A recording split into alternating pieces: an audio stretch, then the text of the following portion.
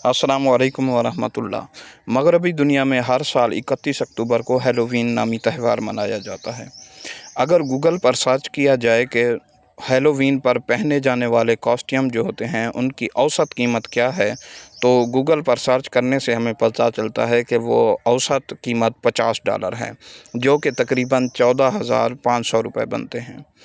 फिर हमने गूगल से दरियाफ्त किया कि सन 2022 में अमरीकियों ने हैलोवीन लिबासों पर कितने डॉलर खर्च किए, तो जवाब मिलता है तकरीबन 10 अरब डॉलर।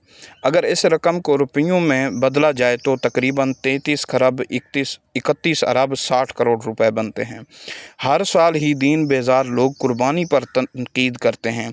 जिन लोगों के नज़दीक दीन की कोई अहमियत ही ना हो, वो अल्लाह के अहकाम, नबी अकरम सल्लल्लाहु अलैहि वसल्लम की सुन्नत और कुर्बानी वगैरह के बारे में क्या जानें।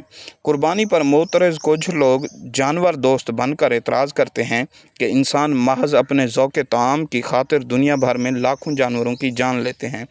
तो वहीं कुछ लोग ये मशवरा देते नज़र आते हैं कि जो रकम कुर्बानी का जानवर ख़रीदने पर सर्फ की जाती है उसे फ़लाँ खैर के काम में लगाया जा सकता है।